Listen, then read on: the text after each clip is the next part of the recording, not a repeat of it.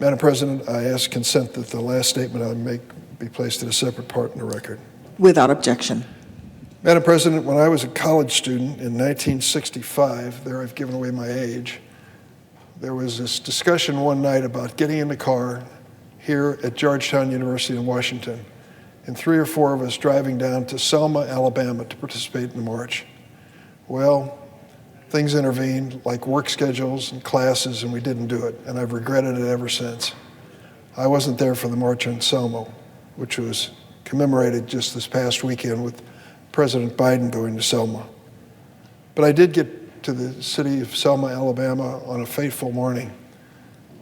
Congressman John Lewis, who I served with in the House of Representatives, one of the real civil rights heroes of my generation, took a group of us down to Selma, Alabama, and part of the trip was to march over the Edmund Pettus Bridge, which he had done and almost lost his life in the process.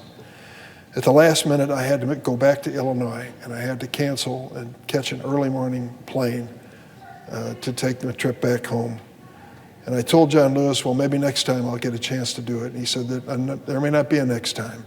So let's you and I go over there. We got up at 6 a.m., drove over to Selma, Alabama, and in the early morning fog, I walked across the Edmund Pettus Bridge with John Lewis by my side.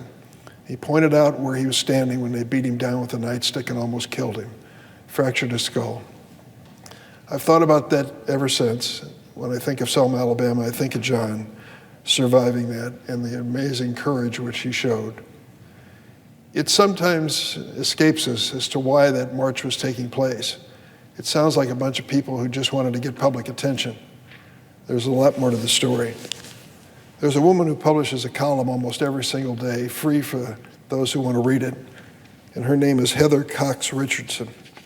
I've come to know her a little bit. She visited our Senate Democratic Caucus a few weeks ago, and she published a column on March the 5th, Sunday, which spoke about Selma, Alabama, and what was behind that march. It was all about registering African Americans to vote in the state of Alabama. In the 1960s, she wrote, despite the fact Black Americans outnumbered white Americans among the 29,500 people who lived in Selma, Alabama, the city's voting rolls were 99% white. So in 1963, local Black organizers launched a voter registration drive. During the 1964 Freedom Summer voter registration drive in neighboring Mississippi, Ku Klux Klan members worked with local law enforcement officers to murder 3 voting rights organizers and dispose of their bodies. To try to hold back the white supremacists, Congress and the Senate and House passed the 1964 Civil Rights Act, designed in part to make it possible for Black Americans to register to vote. In Selma, a judge stopped voter registration meetings by prohibiting public gatherings of more than 2 people. To call attention to the crisis in their city, they invited Dr. Martin Luther King to come to Selma. King and other prominent Black leaders arrived in January 1965, and for 7 weeks, Black residents made a push to register to vote. County Sheriff in the Selma area, James Clark, arrested almost 2,000 of them on a variety of charges, including contempt of court, parading without a permit. A federal court ordered Clark not to interfere with orderly registration. There were some heroic federal judges who risked their lives and reputations, and one of them was Frank Johnson. John Lewis told me about him as we walked over the Pettus Bridge. But the federal court ordered Clark not to interfere with this voter registration. So he forced Black applicants to stand in line for hours and subjected them to a literacy test before they were allowed to register to vote. Not one single person passed. Then on February 18th, white police officers, including local police, sheriff's deputies, and Alabama State troopers, beat and shot an unarmed man, 26-year-old Jimmy Lee Jackson, who was marching for voting rights at a demonstration in Marion, Alabama, about 25 miles from Selma. Jackson had run into a restaurant for shelter along with his mother when the police started rioting, but they chased him and shot him and killed him in a restaurant kitchen. He died 8 days later, on February 26. Black leaders in Selma decided to diffuse the community anger by planning a long march 54 miles from Selma to the state capitol in Montgomery. On March 7th, 1965, the marchers set out. As they crossed the Edmund Pettus Bridge, state troopers and other law enforcement officers met the unarmed marchers with billy clubs, bullwhips, and tear gas. They fractured the skull of John Lewis and beat Amelia Boynton unconscious.